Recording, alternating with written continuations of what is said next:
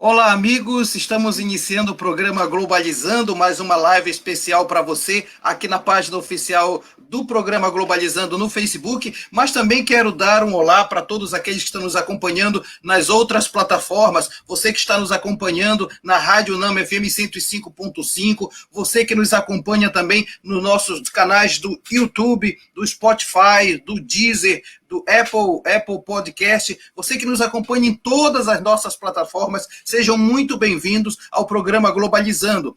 Este é um projeto de extensão do curso de Relações Internacionais da Universidade da Amazônia. Durante a pandemia, nós deixamos de apresentar ao vivo o programa na Rádio Nama, mas nós estamos na live no programa Globalizando aqui no Facebook, justamente porque encontramos novas formas de poder falar de temas internacionais e suas interfaces regionais e locais. Inclusive, é um projeto que já está no ar há 8 anos. Eu quero agradecer muitíssimo a todos que já fazem parte desta programação. Ao longo desses 8 anos, já envolvemos quase 200 alunos de Relações Internacionais, nós já envolvemos toda a comunidade acadêmica, e é sempre bom saber que você está conosco. Eu gostaria de dizer que é um prazer receber aqui para um tema dos mais importantes, eu diria que mais importante dentre tantos que nós estamos falando ultimamente aqui no programa Globalizando. Nós estamos vamos falar de lawfare e o ambiente jurídico político no Brasil. Daqui a pouco você ficou com a duvidazinha, né, o que é lawfare, daqui a pouco nós vamos explicar exatamente, mas se trata de toda a construção,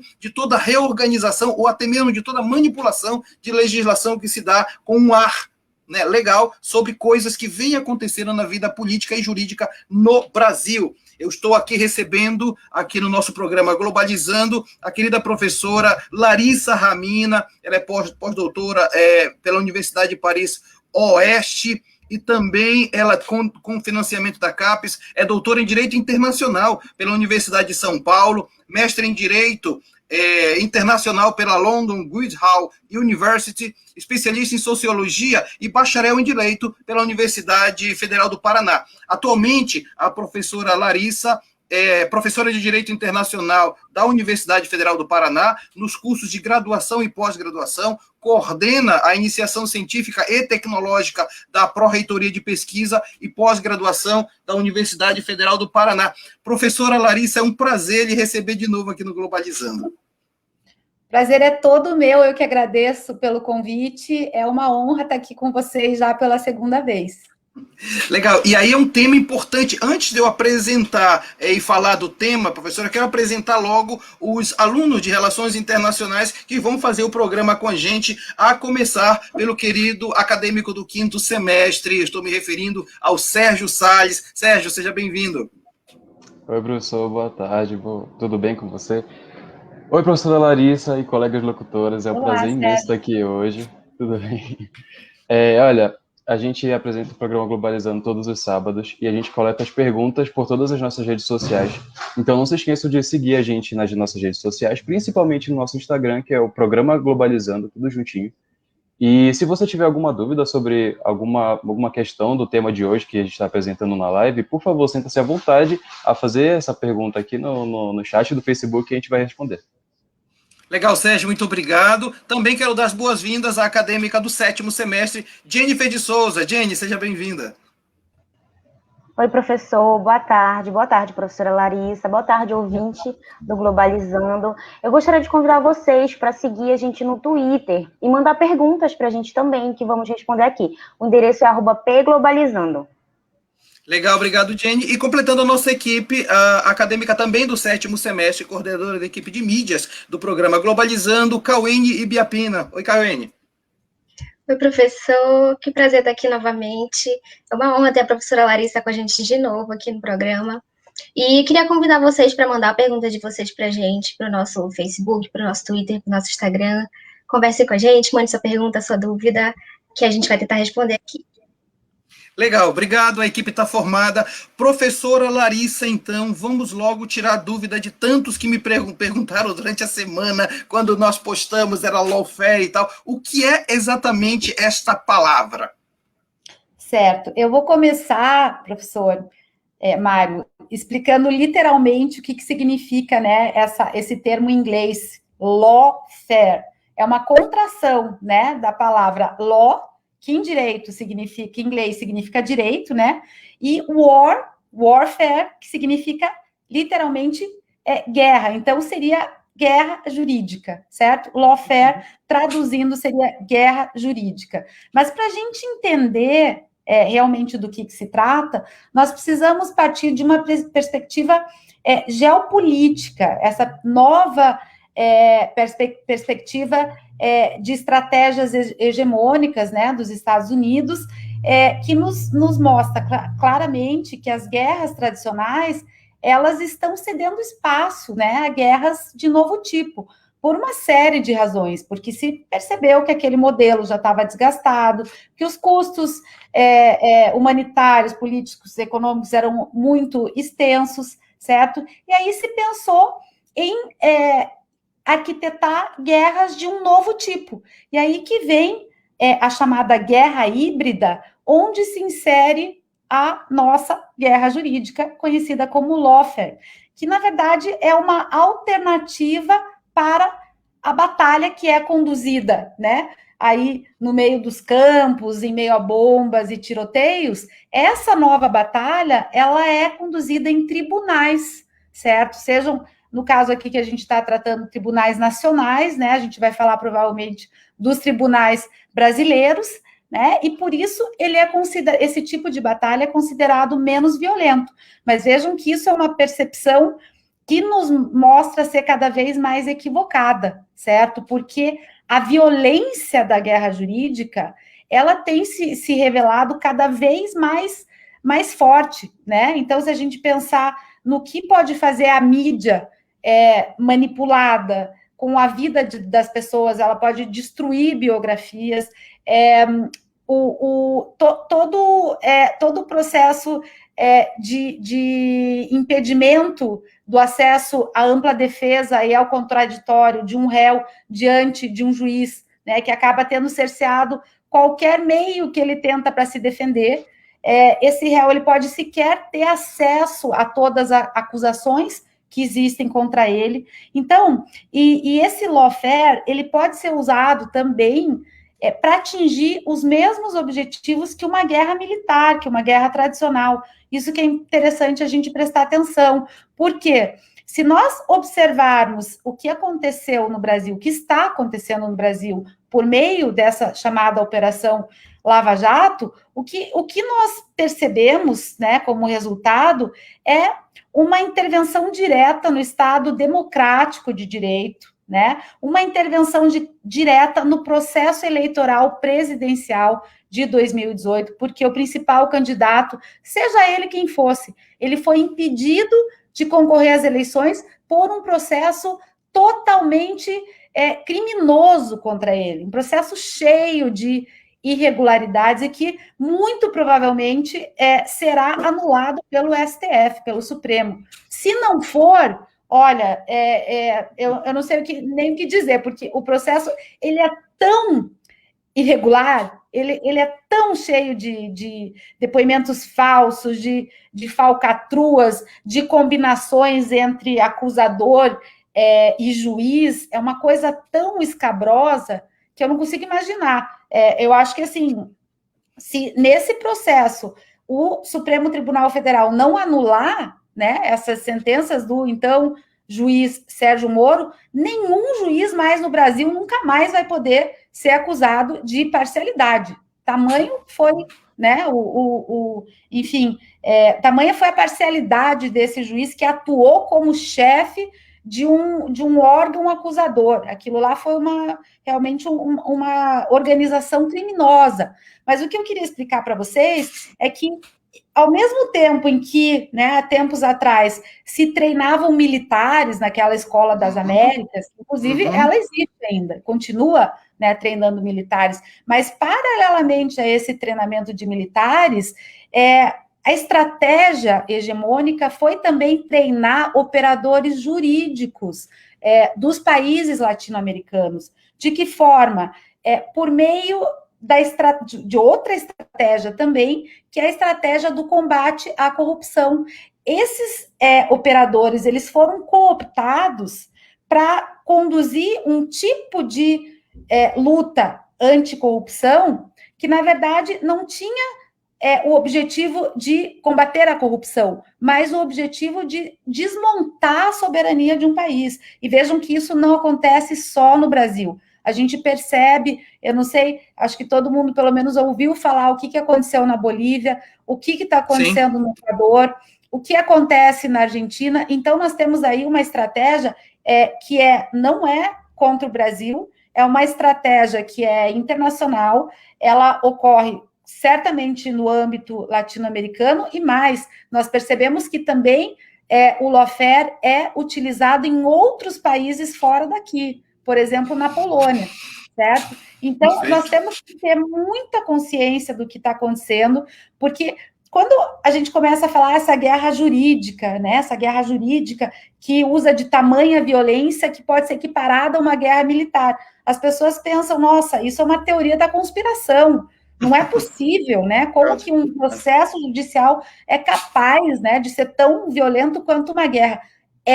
E nós temos provas, né? Nós temos o desmonte da nossa Petrobras, o desmonte de grandes empresas brasileiras, nós temos uma intervenção direta nas eleições que levou a esse, enfim, a esse contexto que muitos consideram fascista mesmo, né? Genocida desse governo. Uhum. Nós temos aí a tragédia da pandemia. Enfim, se isso não for violência suficiente, né? Porque eu atribuo diretamente tudo isso, todas essas tragédias que nós estamos vivendo no Brasil, à Operação Lava Jato. O bolsonarismo é filho direto, é produto direto do lavajatismo. Então, as mais de 250 mil mortes que nós temos no Brasil hoje, certamente elas devem entrar na conta da Lava Jato, além de outras crises e tragédias que ocorrem paralelamente, né? Não sei se eu posso continuar, vocês me avisam. Eu tenho uma colocação para fazer, e antes de eu passar a palavra para a Cauene para aprofundar isso que você está falando, professora, tem gente comentando o nosso programa, eu queria dar voz a esses nossos comentaristas do programa para mostrar um pouco. Mostra aí, Eduardo, para a gente os comentários que estão à disposição. O Diogo Xavier Lopes está dizendo que tema e equipe lindos. Estou aqui para aprender um pouco mais. Sucesso pelo programa Globalizando. Obrigado, Diego. Tem mais também. A Maria Eduarda Diniz estava ansiosa por esse tema. Muito obrigada, programa Globalizando. Também tem a participação do Eduardo Calilpe. Que tema legal. Obrigado, Eduardo. Também tem gente comentando. A Leandra Sá está dizendo: vocês são necessários para o mundo. Muito obrigado, programa Globalizando, conhecimento gratuito de primeira qualidade. E o Iago Braga falando: muito legal. Obrigado, tá, Iago? Obrigado a todos que estão participando. Eu quero passar a palavra para a Cauene, que tem uma pergunta, professora, que vai na linha do que você respondia agora. Então, a Raimunda Nascimento mandou uma pergunta para a gente no Facebook, e ela quer saber o seguinte: quais são as formas de combater o lawfare? E aí, professora? Ok, bom, essa é uma pergunta muito complexa, e eu acho que é uma das principais questões, né, do momento, porque todo mundo já, quer dizer, todo mundo não, mas muita gente, né, muitos estudiosos, pesquisadores já entenderam o que está acontecendo no Brasil. Agora que a gente entendeu, a gente tem que saber como combater e como, né, que tipo de resposta dar a isso tudo que está acontecendo. Então, eu queria chamar a atenção que, primeiro, que antes de dar a resposta, né, ou as respostas, essa estratégia, como vocês perceberam, ela consiste em instrumentalizar o sistema de justiça de um país, certo? Não é só um juiz, um promotor, é o sistema de justiça. Então, quando nós olhamos para a Lava Jato, a gente tem juiz de primeira instância, né, a famosa 13ª Vara de Curitiba, nós temos os tribunais superiores, né, desde STJ, STF, TRF4, nós temos todo o Ministério Público, né? Então, o problema é a instrumentalização de todo o sistema de justiça, e isso acontece por meio da cooptação de operadores jurídicos, tanto que, se vocês quiserem dar uma olhada no currículo Lattes, né, dos principais atores aí, né, dessa operação, vocês vão ver que há uma ligação muito íntima com os Estados Unidos, muitos cursos feitos lá, muitos seminários, muitas viagens, enfim.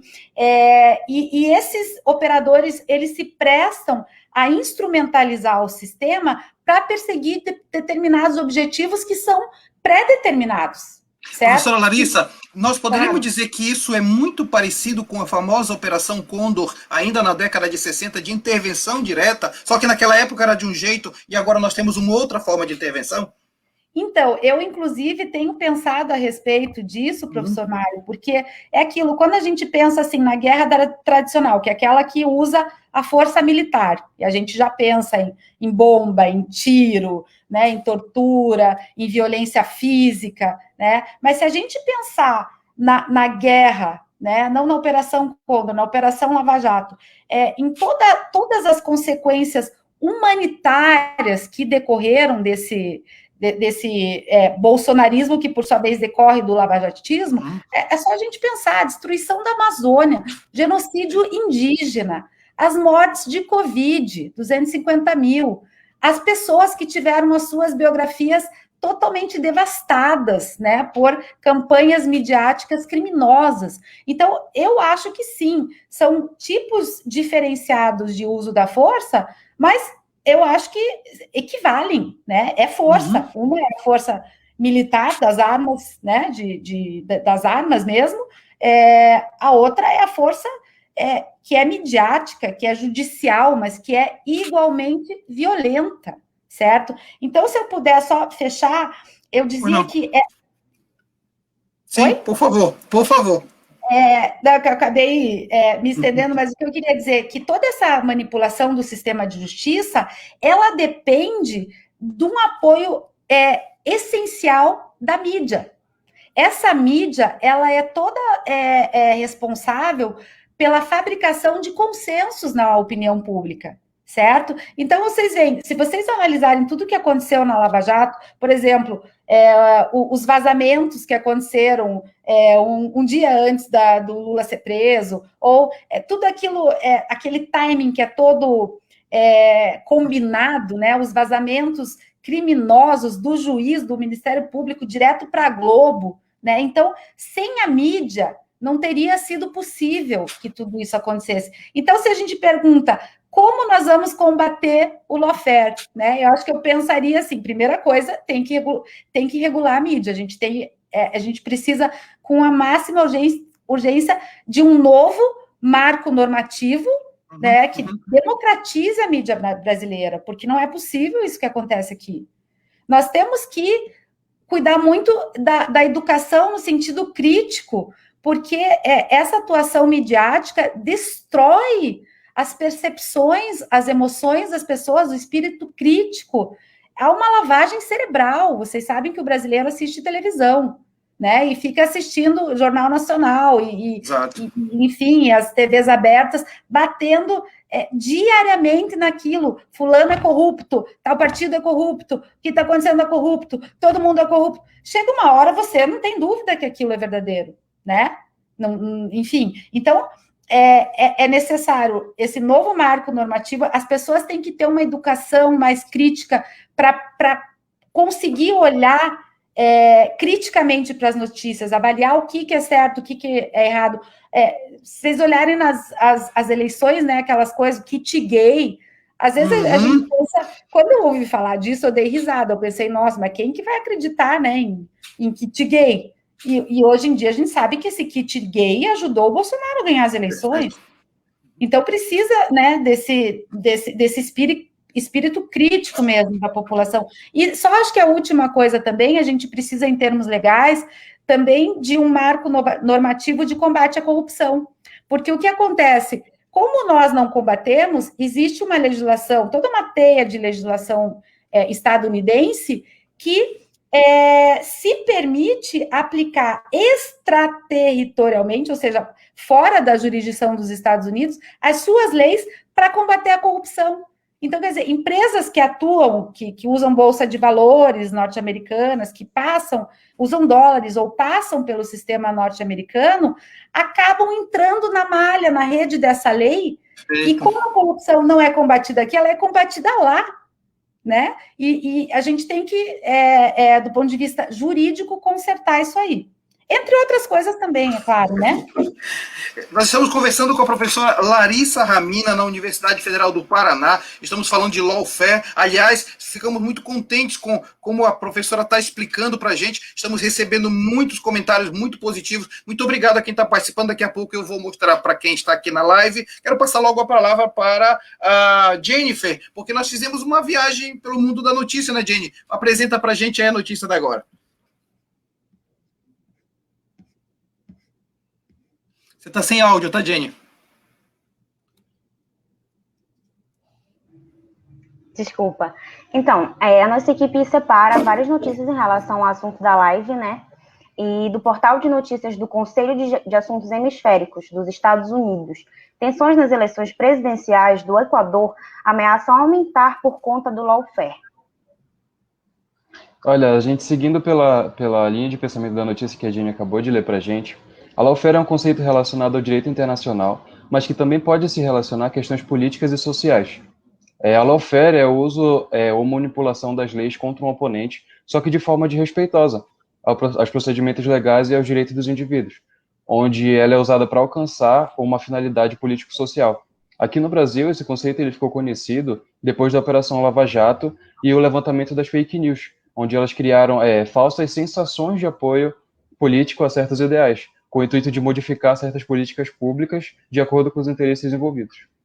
Interessante o que o Sérgio está falando, no que nós estamos conversando com a professora Larissa, exatamente porque é uma discussão interessante, porque nós estamos tocando naquilo que é a história mais recente do Brasil, ou seja, nós estamos olhando para a história do presente e entender para onde estão os vieses. Então o programa Globalizando oferece para você que está participando essa discussão. Quero aproveitar para mostrar os comentários que estão chegando. Vamos lá, Eduardo, põe para a gente aí, para a gente continuar a nossa apresentação do tema de hoje. Eduardo vai colocar os comentários aí pra gente. A Carol Nascimento está parabenizando a equipe, tema maravilhoso, obrigado, Carol.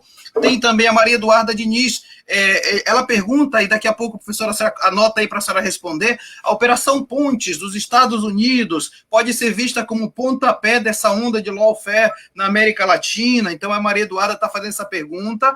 Vamos lá para frente, Eduardo. O Iago está fazendo uma outra pergunta, professora Larissa. Podemos relacionar a prática de porta giratória com essa instrumentalização desses setores públicos dentro do contexto do lawfare? E aí, o Iago, se puder dizer o que se está entendendo por porta giratória para poder ainda ilustrar a nossa conversa, né? E também eu queria agora passar a palavra para a Jenny, porque a Jenny já faz a pergunta e a professora Larissa já engata a resposta das outras. Você, Jenny. Então, professora, o Jean Mendes, através do Instagram, ele faz a seguinte pergunta. Qual o maior conflito já causado pelo uso do lawfare? Olha, eu não... Enfim, eu não sei se eu saberia responder qual o maior conflito, né? Porque, enfim, eu nem sei se... Quando a gente fala normalmente em conflito, às vezes se pensa em conflito armado, né? E não é um conflito armado. E é por isso que as pessoas acham que não é tão grave, não é tão violento, porque não tem arma, né? Talvez, enfim, qual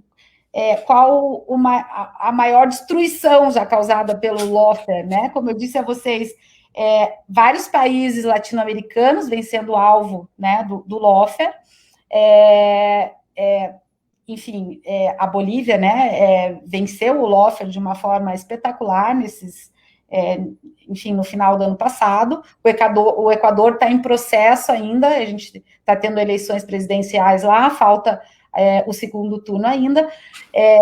Tem esses outros países fora da América Latina, mas eu não consigo imaginar uma devastação maior do que aconteceu no Brasil, né? E o que está acontecendo e o que ainda vai acontecer, porque as consequências ainda vão vir, né?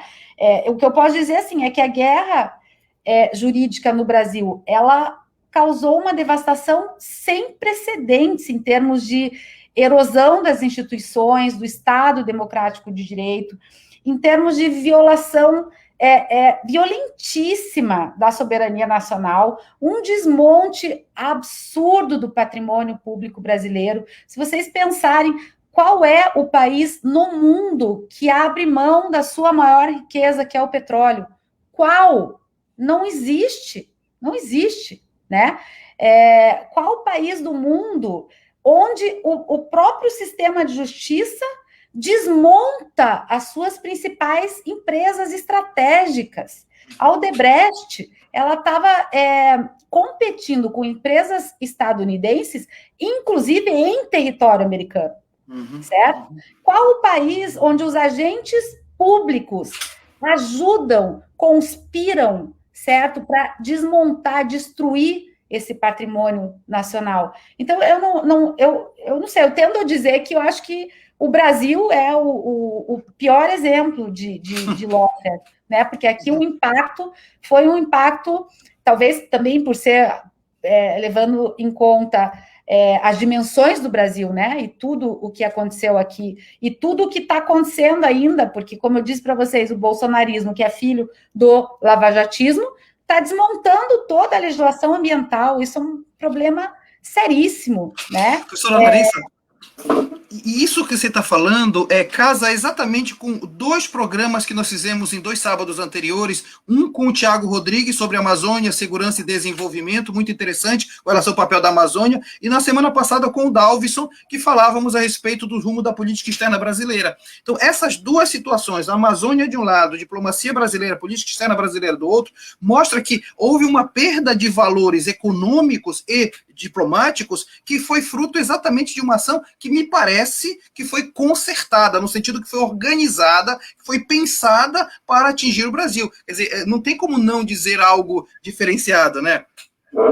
Foi uma ação orquestrada por interesses internacionais, certo? E que só pôde ser implementada porque nós temos agentes públicos aqui que se prestaram a isso, certo? Se prestaram a agir contrariamente aos interesses nacionais, para perseguir interesses, vamos ser bem claros, interesses norte-americanos, mas não digo só do governo norte-americano, interesses do mercado, né? Interesses do capital transnacional. E eu só queria responder a questão sobre o projeto Pontes, né? Perfeito.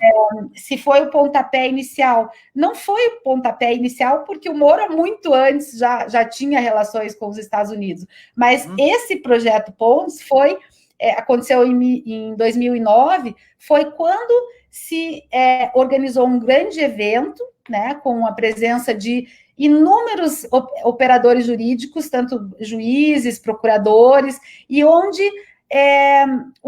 agentes norte-americanos ensinaram aos operadores brasileiros a prática de lawfare, certo?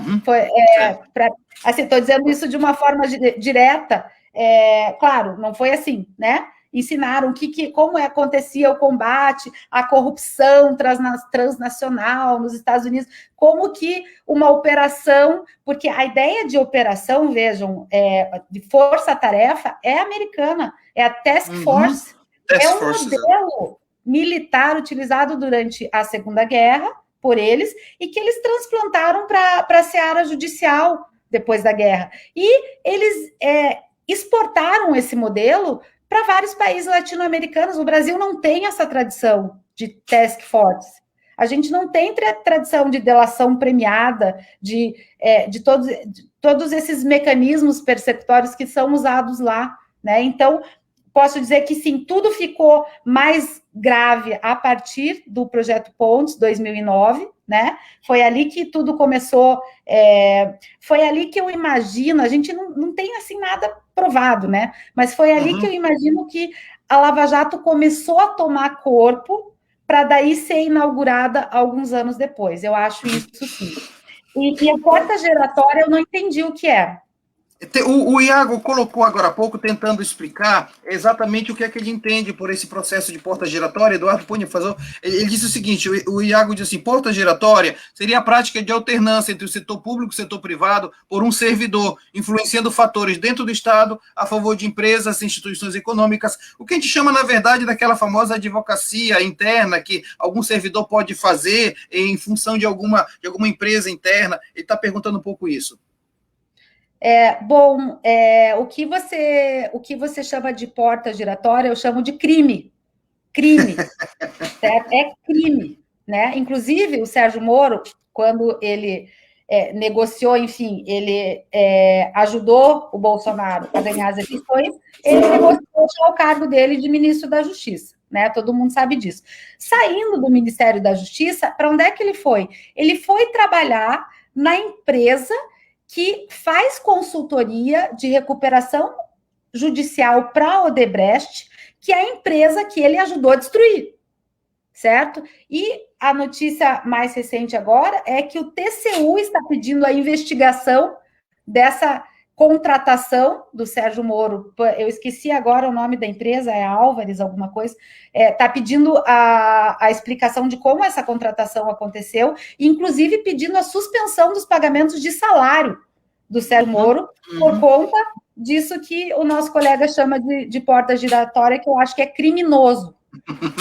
Que na lei 8.112, a advocacia administrativa também dá penalidades fortes ao servidor público, né?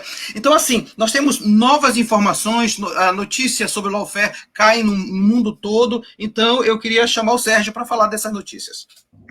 Isso mesmo, olha, a gente tem uma notícia que vem direto do Brasil de Fato, e ela diz assim: reunião do grupo de Puebla, ex-presidente Dilma Rousseff cita conceito de lawfare, afirmando que foi usado contra seu governo e contra Lula pela Lava Jato. Sérgio, só um comentário sobre isso. Só o fato de uma pessoa estar sendo, né, processada, tá levando esse processo, isso já traz um peso, né, para a figura dela, um certo estigma, um enfraquecimento para a imagem pública dessa pessoa, né? E de maneira muitas vezes irreversível. Então, isso pode ser visto como uma consequência do uso da técnica do lawfare, né, professor?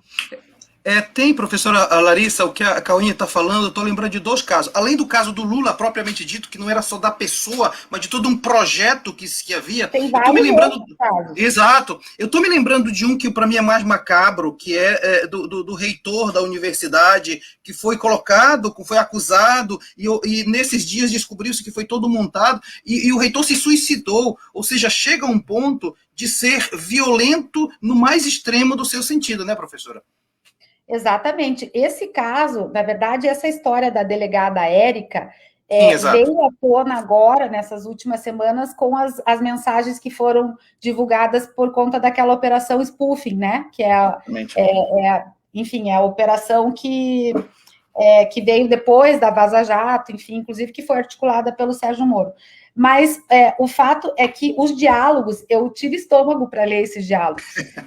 E esse diálogo, desse caso, ele é tão escandaloso, eu não vou lembrar assim literalmente, mas o Dallagnol, ele fala assim, gente, o que nós vamos fazer com a Érica? Ela entendeu que foi um pedido nosso, que a gente pediu, e aí ela lavrou o depoimento, assinou inclusive com o escrivão de uma testemunha que ela nunca ouviu, e agora isso vai dar falsidade ideológica. Isso o procurador falando, certo? O fato, como você diz, Mário, é que esse depoimento foi usado na operação que prendeu o Cancelier, certo? Que era um professor extremamente respeitado da Universidade Federal de Santa Catarina. Foi uma operação tão espalhafatosa, porque amarraram os pés, as mãos, fizeram revista íntima, colocaram ele em prisão de segurança máxima.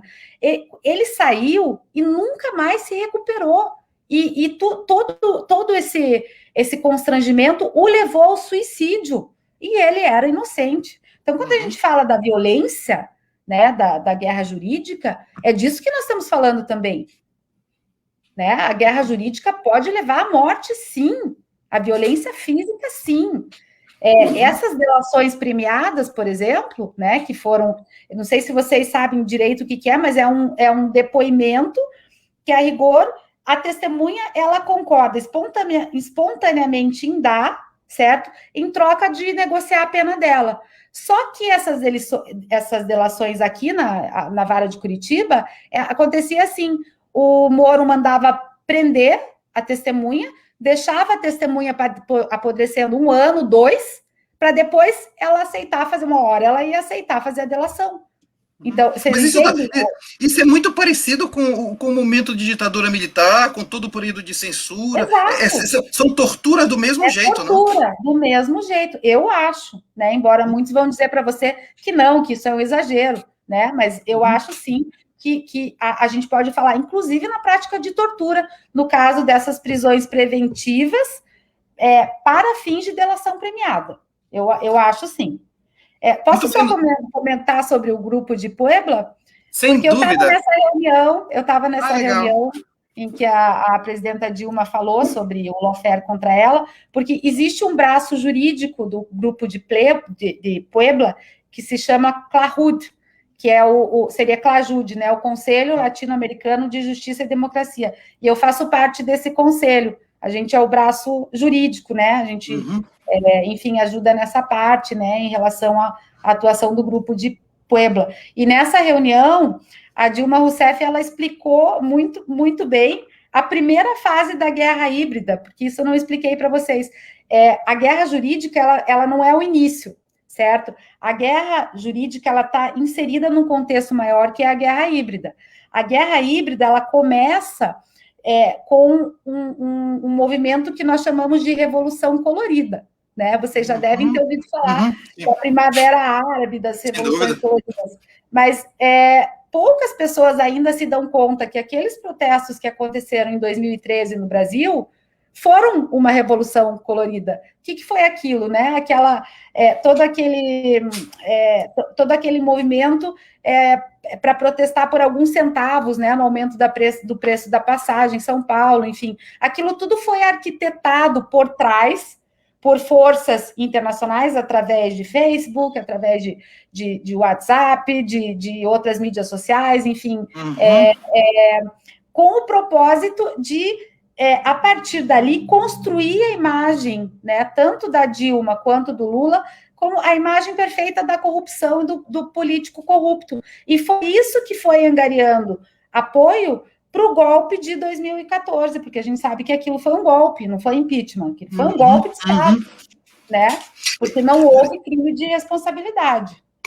Professora, é interessante que você está discutindo, até porque tem muita coisa para dizer a respeito, inclusive a Cauene, que está começando a pensar o TCC dela sobre isso, está começando a pesquisar exatamente como é que se constrói toda uma consciência coletiva que vai apoiar determinadas situações que voltam-se contra o próprio coletivo, mas que não se notam, se apoiam. Eu acho que isso é uma discussão bem interessante, que cabe muito bem no que nós estamos falando. Eu vou só passar a palavra agora para o Sérgio, que vai apresentar a pergunta para nós continuarmos a nossa conversa, tá bom? Sérgio, com você.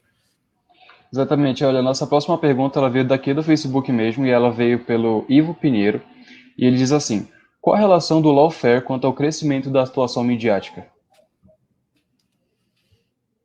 Posso responder? Sim. Bom, a gente já falou, né, do papel da mídia nessa guerra jurídica, né? Então, o papel da mídia, a gente pode dizer que ele já começa na primeira fase da guerra híbrida, que é aquela fase que a gente pode chamar de Revolução Colorida, mas que aqui no Brasil a gente pode situar, penso eu, sem dúvida alguma, nesses protestos de 2014, de 2013. A partir dali, veio com força todo aquele discurso de combate à corrupção, e vejam vocês como é difícil você fazer crítica a esse discurso, porque automaticamente, quando você começa, a gente lá em 2014, né, que já percebeu que havia algo errado, começa a criticar a forma como essa operação vai acontecendo, a gente é acusado de corrupto. Por quê? Porque não pode criticar.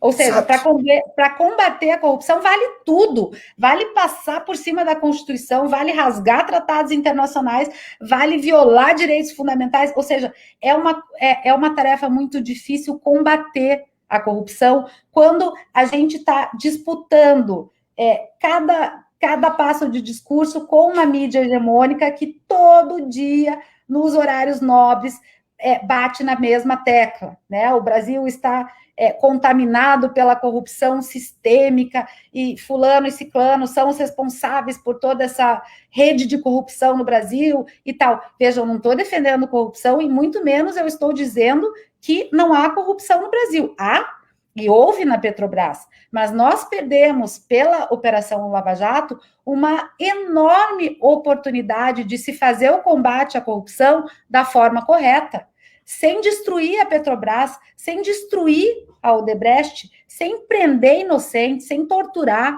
certo? Então, a mídia, ela é, como eu disse, ela é o braço direito, né? Tanto da primeira quanto da segunda fase da guerra híbrida, e quando eu falo de mídia, gente, eu não estou falando só aí das TVs abertas e tal. Perfeito, né? Perfeito. Vamos falar das mídias sociais, o Facebook, o Facebook e o WhatsApp, né, tem um papel enorme na construção e na manutenção dessa narrativa, né, da corrupção sistêmica, a corrupção transnacional, de forma que o povo brasileiro vai entendendo que ele tem que abrir mão dos seus direitos mais básicos, trabalhistas, previdenciários, em prol desse combate à corrupção.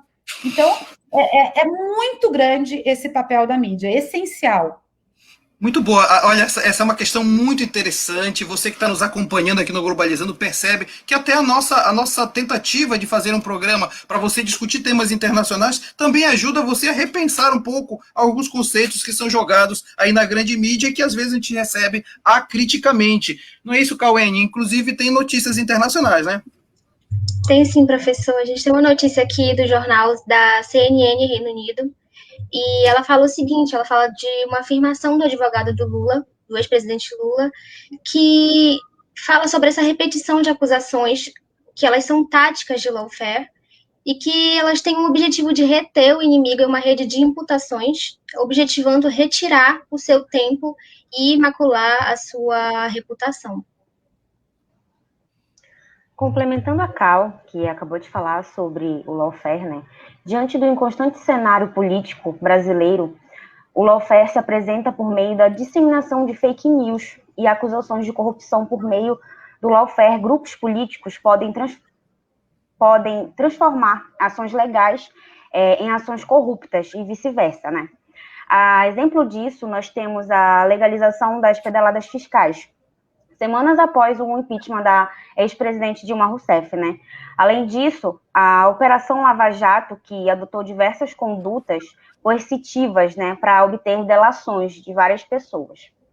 Legal, Jennifer. Professora Larissa, é interessante isso. Eu estive na Itália, morava na Itália quando acontecia a Operação Mani Pulite, Mãos Limpas, famosa Operação Mãos Limpas, os juízes de Pietro e tal, fizeram um grande escarcéu em nome exatamente do fim da corrupção.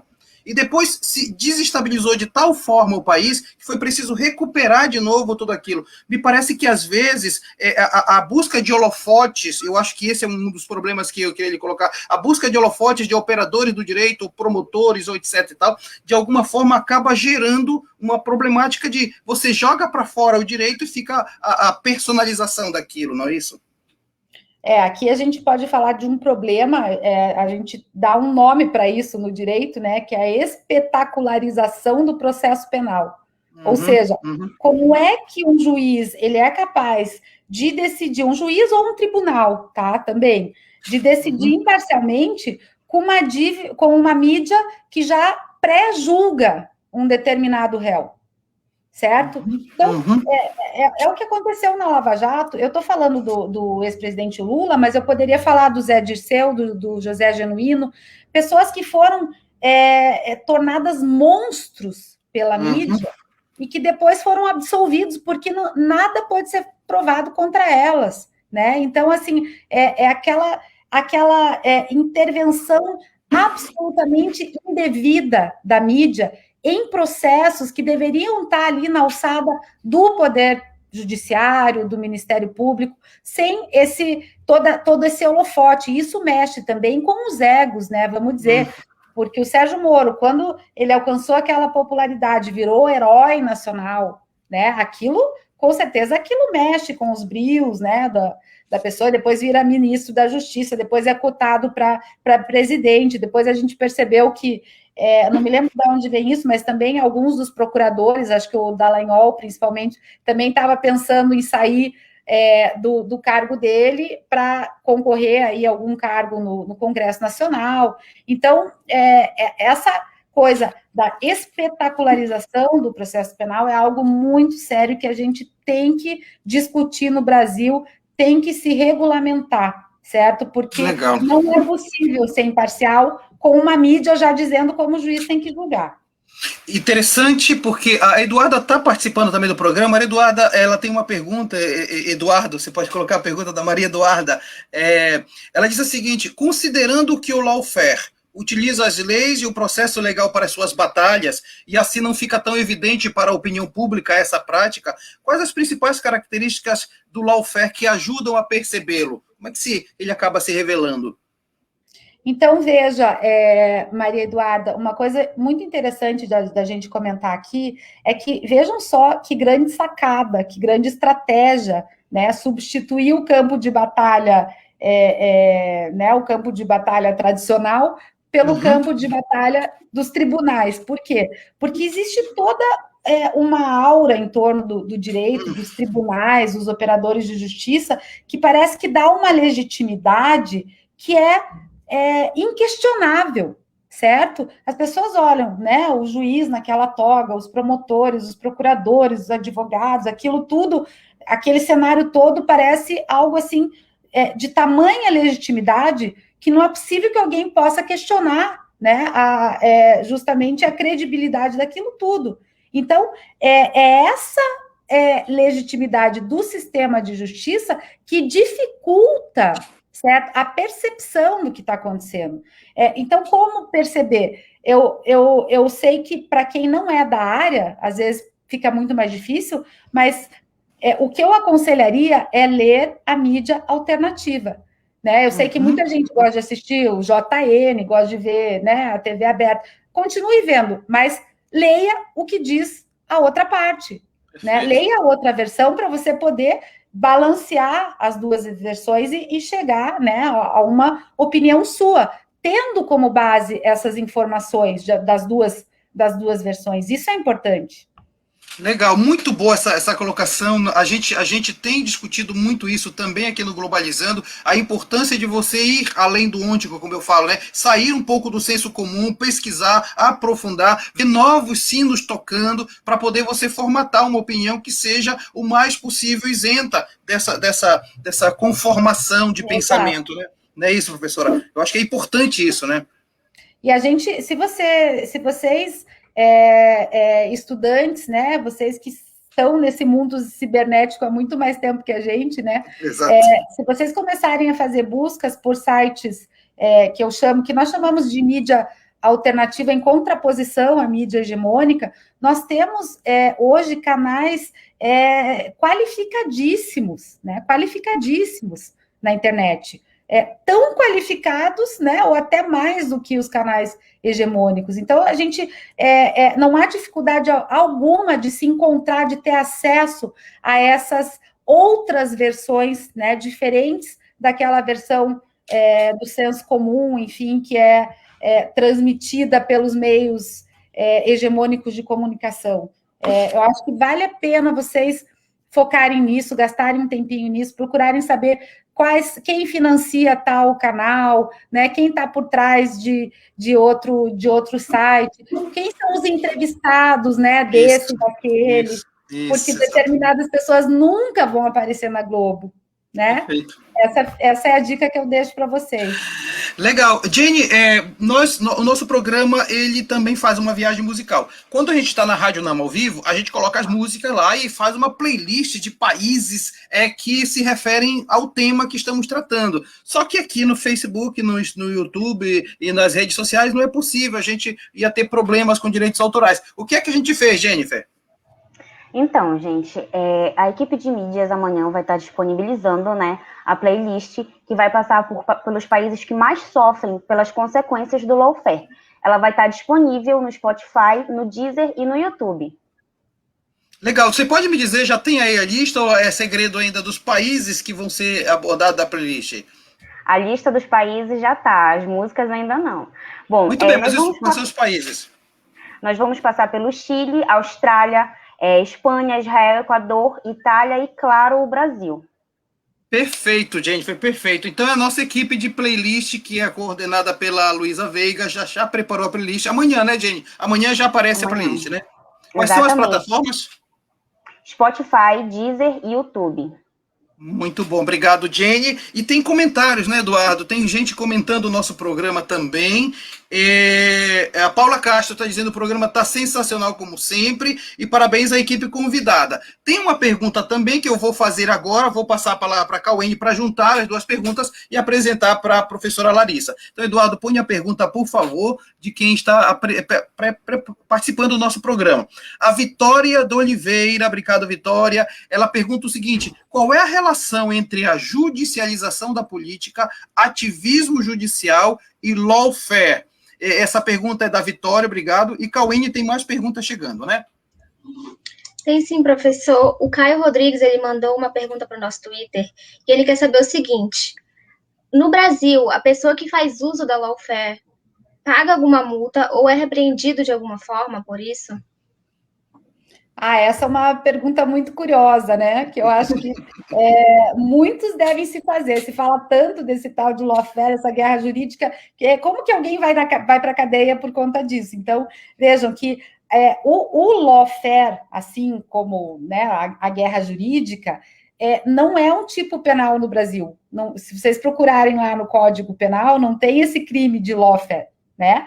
Porque isso, na verdade, é uma estratégia de fazer mau uso, né, de todo o sistema de justiça. No entanto, os operadores que fazem, né, o mau uso desse sistema de justiça, e aí a gente vai colocar nessa rede aí todo mundo da Lava Jato, inclusive a delegada Érica, com toda certeza incorreram uma série de crimes que sim estão previstos no nosso ordenamento jurídico, né? A gente pode pensar já na Constituição a questão da soberania, né?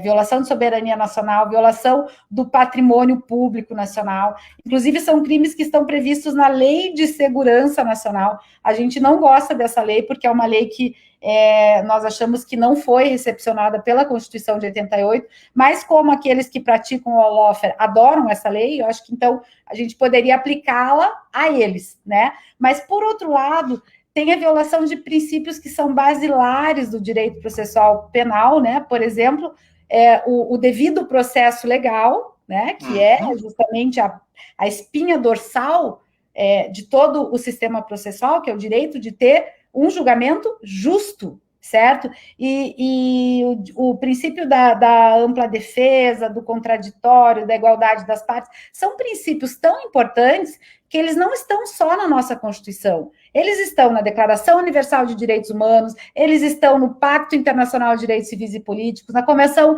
Interamericana, na Convenção Europeia de Direitos Humanos. Então, vejam, a gente não está falando de uma leizinha, uma filigrana jurídica, como disse o Dallagnol, são filigranas jurídicas, querendo dizer que para combater aquele mal maior, que é a corrupção, a gente pode atropelar tudo, né? Então, não há multa ou não há como responder diretamente por esse crime de lawfare, que não existe, mas há como responder por uma série de outros crimes, prevaricação, né? E aí, eu nem sei que crime mais que tipo de crime o Sérgio Moro, por exemplo, cometeu, porque ele largou a função de juiz, né?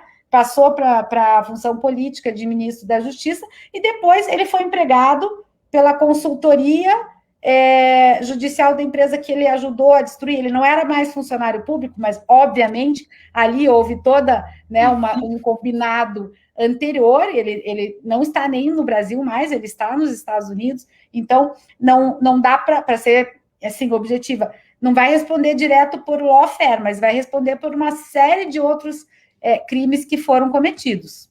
Ok, e tem a pergunta da Vitória, Eduardo, coloca, por favor, aí, porque a professora Larissa, para responder para a Vitória, ela fez uma pergunta bem interessante. Sim, Vitória. Né? Sim, tinha esquecido. A questão, veja, você está colocando aqui a judicialização da política. Não é esse o caso, porque há muita confusão. Não é esse o caso aqui do lawfare. Aqui é a criminalização da política e o ativismo judicial. O que é o ativismo judicial? É quando os juízes acabam deixando de lado o respeito devido à lei e ao processo legal para julgar de acordo com o que eles acham mais justo. Mais ou menos isso, certo?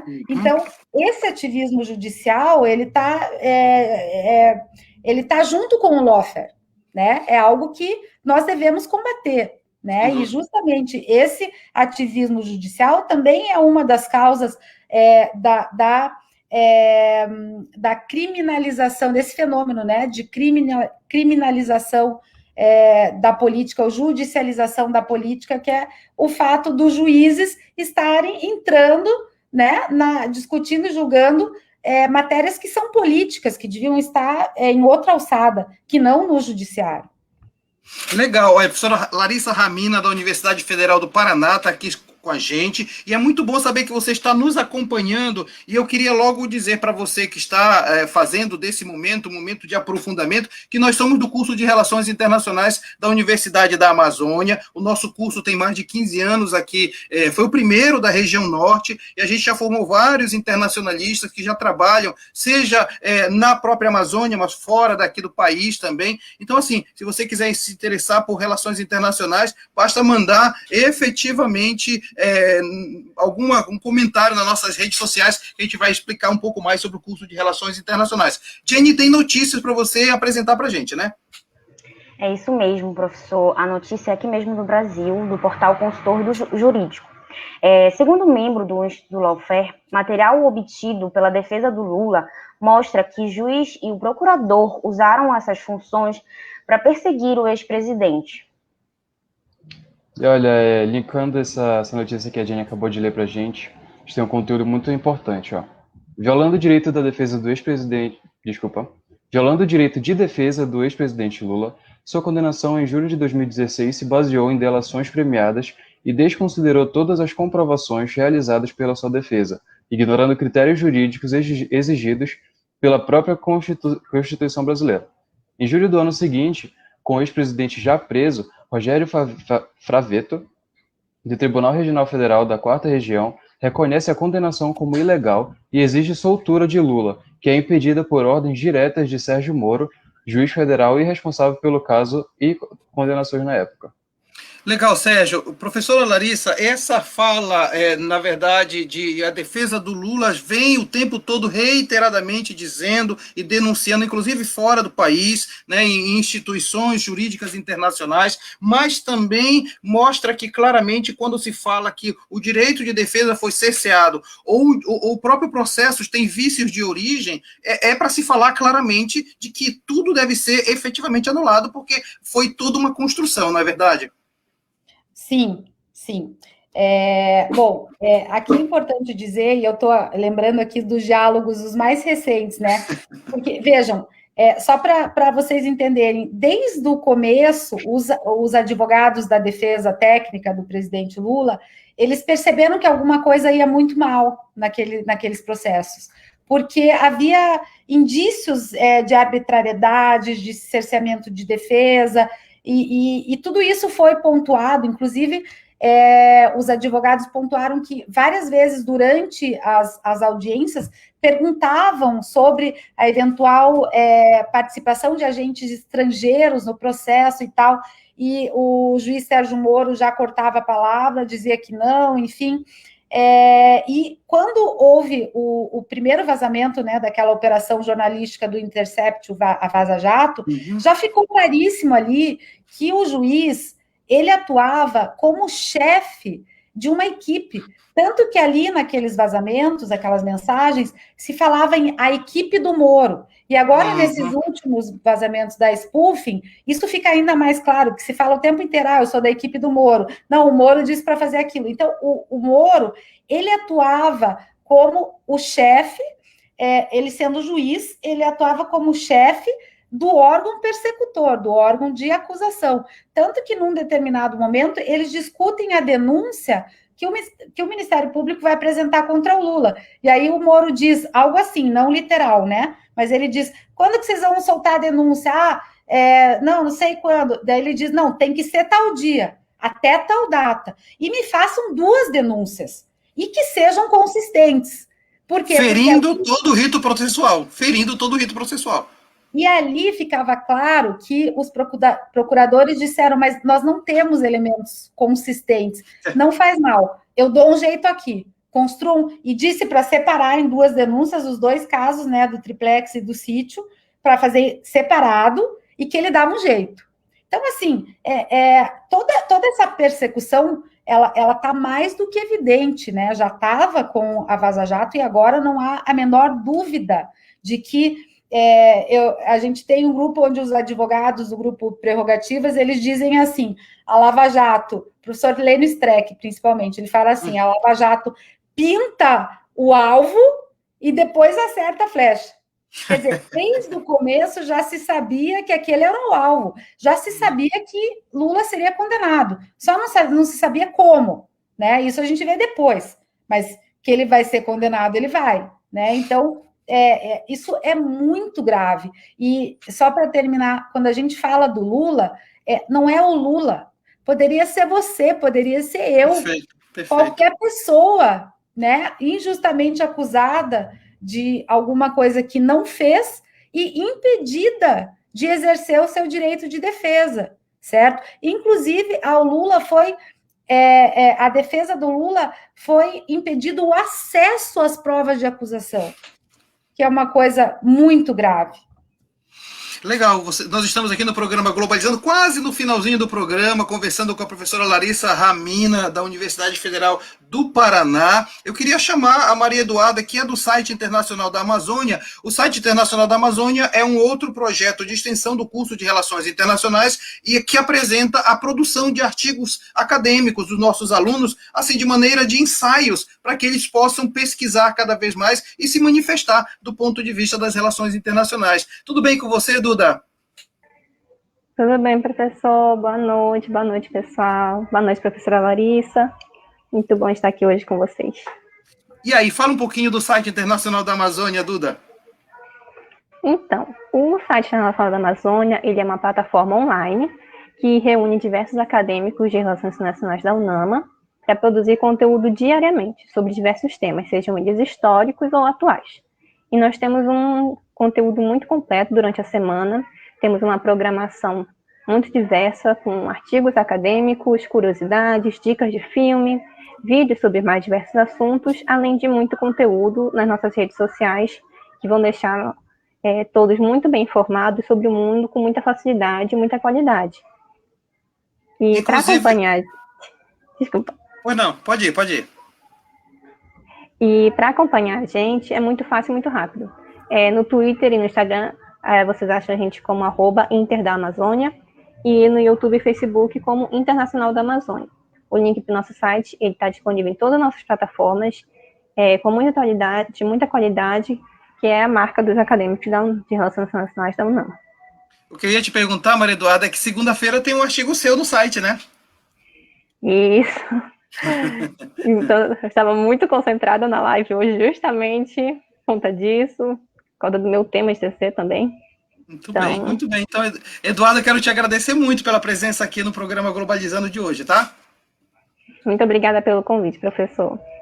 Legal, essa foi Maria Eduarda Diniz, que faz parte do Site Internacional da Amazônia, mais um projeto de extensão do curso de Relações Internacionais. Professora Larissa, quase terminando o programa, vou lhe fazer a pergunta que eu lhe fiz em off, nos bastidores ainda, né?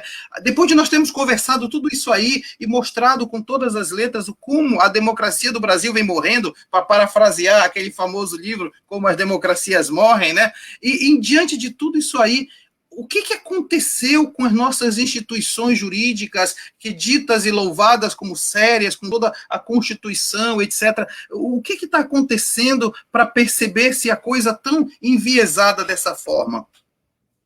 Alguma coisa muito grave, né, professor Mário? Com toda certeza. Porque quando a gente pensa, nós temos operadores jurídicos, que são agentes públicos, que, por óbvio, deveriam agir em prol do interesse nacional, né? Esses agentes que debocham da nossa soberania, se aliam a interesses estrangeiros, não se importando com o que vai acontecer no Brasil. Tem um diálogo muito peculiar entre os procuradores, enfim, nessa última leva aí da Operação Spoofing, que alguém fala assim, mas se a gente passar essas informações para os americanos, eles vão destruir a Odebrecht. E aí o Dallagnol fala assim, kkk, 3 pontinhos. Ou seja, é um deboche da soberania nacional, porque uma empresa, ainda que privada, estratégica, ela é muito importante para a economia do país, muito, né? Então, há um problema, e não é um problema, há muitos problemas, mas eu acho que um problema que nós precisamos e devemos discutir é o acesso a essas carreiras jurídicas por meio desses concursos públicos, porque, obviamente, alguma coisa muito errada está acontecendo, estão adentrando, né, nessas carreiras pessoas que não deveriam, né, pessoas que não têm vocação, que não têm sequer o sentimento do que é ser um agente público, do que é agir pelo interesse público, né? Então, como eu dizia a vocês, né, antes da nossa live, se a gente olhar para a cara dessas instituições, primeiro, elas não são a cara do Brasil, né? Essas instituições são compostas majoritariamente por brancos, antes era a maioria homem, hoje em dia até que está mais equilibrado, né, mulheres, mas, enfim, são pessoas que pertencem àquela elite brasileira, àquela elite conservadora, racista, preconceituosa, misógina, enfim, portanto, que carecem de formação, de uma boa formação jurídica e humanista, porque operar o direito não é só ir lá, bater o martelo e aplicar o que diz na lei. Nós temos que olhar para o contexto social, nós temos que ter sensibilidades sociais, né? Enfim, nós temos que ter esse sentimento de pertencimento a esta nação. Não é possível. Então, eu acho que o primeiro ponto seria repensar como entrar para esse tipo de carreira tão essencial, né? Que são essas carreiras jurídicas aí. E aí, o segundo ponto, me parece, é exatamente uma formação acadêmica mais séria, mais focada, né? Eu acho que essa é uma consequência natural, né, professora?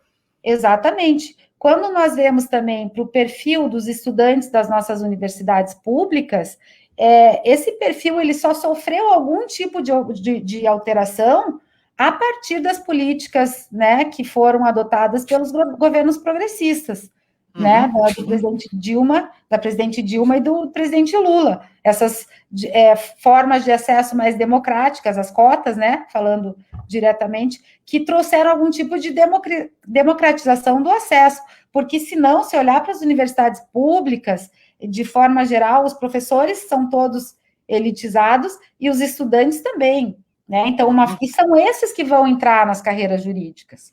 Então, nós temos que repensar também a forma de acesso às universidades, né?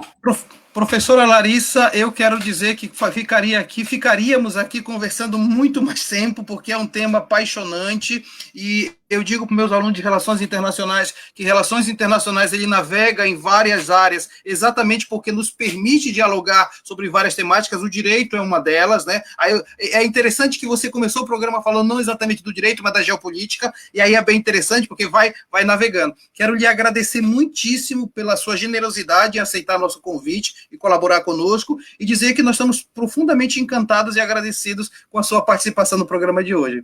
Olha, eu que tenho que agradecer, é sempre um prazer estar aqui com vocês, eu gosto muito de participar de lives assim, com os estudantes, né, então podem me chamar que eu venho sempre. Muito obrigada. Eu agradeço e quero agradecer a nossa equipe maravilhosa que trabalhou comigo. Sérgio, muito, muito obrigado. O Sérgio coordena a equipe de entrevista do programa Globalizando. Muito obrigado, professor. Obrigado, Jennifer Cauene. Foi, como sempre, uma maravilha estar aqui com vocês. E, assim, ainda mais com esse tema tão importante, né? Não só para a gente de relações internacionais ou da área jurídica, mas para toda a nossa sociedade, para a gente conseguir entender o quanto isso é importante, quanto isso está entranhado na nossa vida, mesmo a gente muitas vezes não sabendo o que é um termo. É muito, muito importante a gente saber isso. E muito obrigado, professora Larissa, foi incrível ter, não poderia pedir uma aula melhor do que essa, foi maravilhoso estar aqui. Coisa boa ouvir isso. E não menos importante, Obrigado a você que esteve aqui com a gente até agora. Foi uma maravilha contar com a companhia de vocês. Legal, Sérgio, muito obrigado. Jennifer, muito obrigado. A Jennifer faz parte da equipe de mídias também do Globalizando. Jenny, obrigado. Eu que agradeço, professor. É sempre uma honra estar aqui. Muito obrigada, professora Larissa, pela aula que a senhora deu, né? É muito importante a gente saber de coisas que, enfim, estão no nosso dia a dia, mas que pequenos termos, né? Tem gente que não conhece, é muito bom trazer isso para o Globalizando, sempre estar informando os nossos ouvintes. Muito obrigado, Cauine, Sérgio, até a próxima. Obrigado, Jenny. Obrigado, Cauene. A Cauene é coordenadora da equipe de mídia, faz essas artes maravilhosas, pensa a divulgação do nosso programa. Cauene, muito obrigado. Eu que agradeço, professor, foi um prazer enorme, de verdade. Muito obrigada, professora Larissa, por ter participado aqui com a gente novamente. Eu sempre gosto de dizer que todas as vezes que eu participo ou que eu assisto alguma live, eu saio, né, sabendo um pouco mais, tendo um conhecimento mais profundo e estando mais consciente do que está acontecendo e de qual é o meu papel, qual é a minha responsabilidade sobre isso também. Então, muito obrigada. Legal, Cauene. Quero agradecer também a nossa equipe maravilhosa do Globalizando, a começar por quem produziu o programa aqui na nossa transmissão, o Eduardo Oliveira, que está nos bastidores. Também a Yuki está também nos bastidores controlando o tempo. O Pablo está no apoio. Também a Maria Eduarda Diniz, que esteve pelo site Internacional da Amazônia. Quero agradecer a você pela preferência de estar conosco. O tema do próximo sábado, na nossa live, vai ser sobre os direitos das mulheres. É porque no dia 8 vai ser o Dia Internacional da Mulher. Vamos falar de direito das mulheres com a professora Cláudia Sadala, que é da UNAMA também, vai falar com a gente sobre tudo isso. Galera, muito obrigado e até a próxima. Tchau, professora. Tchau, todos. Tchau, gente.